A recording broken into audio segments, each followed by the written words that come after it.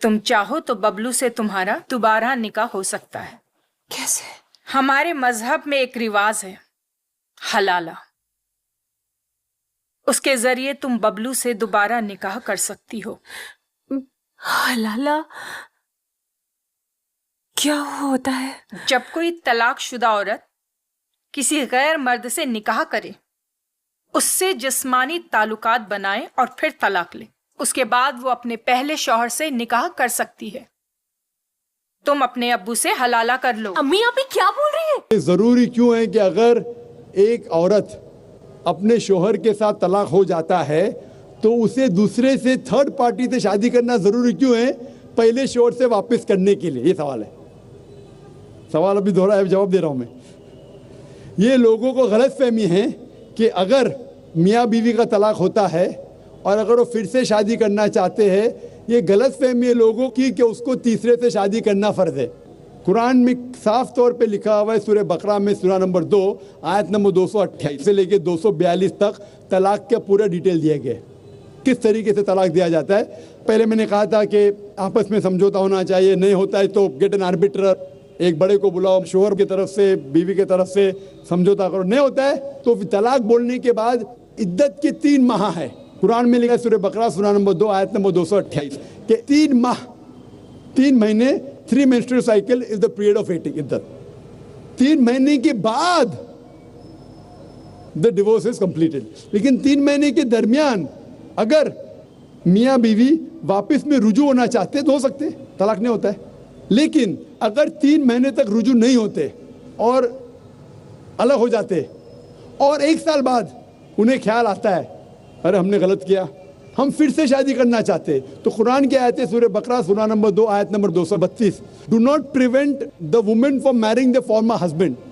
आप औरतों को अपने पुराने शोहर से शादी करने से मत रोकिए। तो वो औरत फिर से अपने पहले शोहर से शादी कर सकती है, लेकिन नया निकाह नया मेहर, new marriage new mehr. No no no, what you are saying is a misconception. I come to it. लोग समझते हलाला की जरूरत है, हलाला जैसी कोई चीज कुरान में है नहीं, मैं उसके ऊपर आऊंगा। लेकिन फिर से शादी करने के बाद फिर से इन लोग जिंदगी बसर करते हैं, 3-4 साल बाद फिर से कुछ नाइत्तेफाकी होती है, फिर से तलाक। वही तरीके से समझौता करो, बड़े को लेके आओ, तलाक बोलो, 3 माह रुको, फिर जाओ। फिर से 2 साल बाद याद आता है नहीं वापिस से रहेंगे, फिर से शादी कर सकते, फिर निकाह, फिर मेहर, फिर से झगड़ा होता है। फिर तीसरी बार अगर तलाक होता है तो अल्लाह ताला फरमाते सूरह बकरा सूरह नंबर 2 आयत नंबर 230 में कहते कि तीसरी बार अगर तलाक देंगे तो फाइनल। इसके बाद आप फिर से मियाँ बीवी ने, जब तक आप थर्ड को नहीं मैरी करें। इसमें क्यों? ये शादी ब्याह गुड्डा गुड्डी का खेल थोड़ी है। बचपन में गुड्डा गुड्डी का खेल में शादी करो फिर से तलाक दो, एक दिन में 10 बार शादी कर सकते, बराबर ना? ये जिंदगी गुड्डा गुड्डी का खेल थोड़ी है। 3 महीने लगता है तलाक के लिए, इतना टाइम लगता है।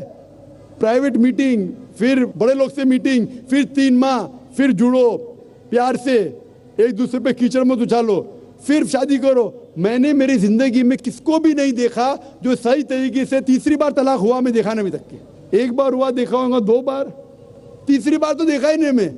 ये अगर आप गुड्डा गुड्डी का खेल करते तो फिर 1 बार आपने रिजेक्ट किया, 2 बार रिजेक्ट किया, 3rd बार फाइनल, फिर आप दूसरे से शादी करो। आप प्लान नहीं कर सकते, आप दूसरे से शादी करो और रो। और फिर पता लगा आपको मैं पहले शोहर से नाराज थी, सिर्फ दिन में 6 घंटा देते थे, ये नया शोहर तो 2 घंटा देता है, तो पहला वाला अच्छा। नो, दाल आटे का भाव मालूम पड़ेगा। मेरी माँ मुझसे कहती थी मार्केट जाएंगे तो दाल आटे का भाव, दाल और आटे का भाव, आप समझे ना? तो हो सकता है क्या, मालूम पड़ा मैं मेरे शोहर से झगड़ा करती थी, वो बीवी कहेंगी, मालूम पड़ा का नया शोहर तो पुराने वाले से बदतर है, आप समझ रहे ना? और फिर अगर नए वाले से डिवोर्स हुआ, सेम तरीका, आपस में समझौता, प्लानिंग नहीं। अगर प्लानिंग करेंगे कि एक रात तुम्हारे साथ सोऊंगा और फिर तलाक देना, ये हराम है, आप समझ रहे ना? ये कुछ लोग करते हैं, मैं जानता हूँ मुस्लिम माशरे में, वो हराम करते। प्लानिंग करना, तुम्हारा शोहर बनूंगा, एक रात बाद तलाक दूंगा, फिर तुम शोहर शादी करना, ये हराम है। कुछ लोग करते हैं, गलत करते, कुरान में ऐसा नहीं लिखते। तो अगर तीसरी बार तलाक के बाद या पहली तलाक के बाद भी, पहले बार तलाक दिए, दूसरे से शादी किए, फिर पता लगा सही नहीं, तो वापस जा सकते, आप समझे ना? तो ये जो है जरूरी है थर्ड पार्टी के पास जाना। अगर 3 बार सही तरीके से तलाक हो तो इस्लाम में इतनी छूट है माशाअल्लाह और इतना सही मजहब है। It's the most practical way of life. Hope that answers the question. फ़इन तल्लक़हा, अब अगर तीसरी मर्तबा तलाक दे दी, और तलाक मर्रतान तो हो चुका ना, उसके बारे में सारे अहकाम आ गए, लेकिन अब अगर दे दी मुराद है तीसरी मर्तबा। फ़इन तल्लक़हा फ़ला तहिल्लु लहू मिन बादि हत्ता तनकिहा ज़ौजन गैरह, तो अब वो उसके लिए जायज़ नहीं होगी जब तक कि वो औरत किसी और शौहर से शादी न करे। इसको हलाला कहते हैं। लेकिन ये हलाला करवाना या करना और किसी के साथ ये मुआहिदा करना, तुम शादी कर लो फिर तलाक दे देना, इस पर लानत फरमाई है, हुजूर ने लानत फरमाई है। और हमारे यहाँ इल्म में आती है, ये बात सुनने में आती है कि बहुत से उलमा ने इसको धंधा बना रखा है। हलाला मौलवी मशहूर हैं मुख्तलिफ शहरों के अंदर। I am Sushmita Sengupta, home maker. इस्लाम में औरत लोग तो नमाज अदा कर सकती है, मस्जिद में क्यों नहीं कर सकती है? अगर करती है तो कोलकाता में क्यों नहीं है? और इबादत में कुछ फर्क है क्या मर्द का और औरत का? वो ईदगाह में क्यों नहीं जा सकते? बहन का सवाल है कि इस्लाम में औरतें मस्जिद में जाके नमाज क्यों नहीं पढ़ती और नमाज पढ़ने का तरीका अलग क्यों है और ईदगाह में क्यों नहीं जाती? कुरान मजीद में बहन किधर भी नहीं लिखा है कि औरत मस्जिद में नहीं जा सकती।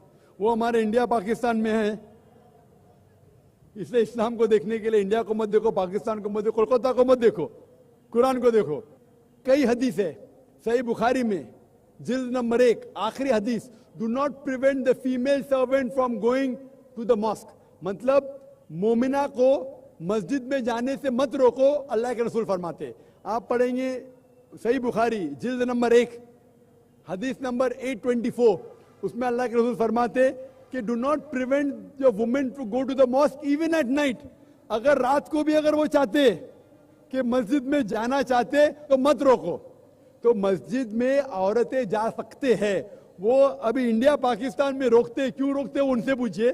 कुरान और हदीस में तो लिखा जा सकते हैं। कलकत्ता में भी एक आध मस्जिद है क्या नहीं भाई? 2 मस्जिद है भाई साहब बोलते, 2 मस्जिद है। एड्रेस ले लेना आप बाद में। 2 मस्जिद है जहाँ खवातीन जा सकते। इंशाअल्लाह कल 4 होंगी, परसों 10 होंगी, इंशाअल्लाह सब मस्जिद में इख्तियार होंगे। Equal but separate facility. और अल्लाह के रसूल फरमाते उस तरीके से पढ़िए जिस तरीके से आप मुझे देखते हैं। तरीका यकसा है, औरत और मर्द का पढ़ने का तरीका यकसा है। आपको दूसरा सवाल, ईदगाह में क्यों नहीं जाते? अल्लाह के रसूल की हदीस है कि जब आप ईद नमाज के लिए जाते हैं, अपने बीवी को भी लेके जाओ, बच्चों को भी लेके जाओ। अगर आपकी बीवी हैस में है फिर भी लेके जाओ, मतलब आपकी बीवी नमाज नहीं पढ़ सकती है, हैस में है, if she is having period, ये टेक भले वो नमाज नहीं पढ़े तो ईदगाह में तो जाने का स्पेशल इंस्ट्रक्शन है। अगर हैस में फिर भी जा सकते, तो ये गलत फहमी है कि औरत मस्जिद में नहीं जाना चाहिए या औरत ईदगाह में नहीं जा सकते। ईदगाह में हैस के हालत में भी जा सकते, भले वो नमाज न पढ़े फिर भी जा सकती।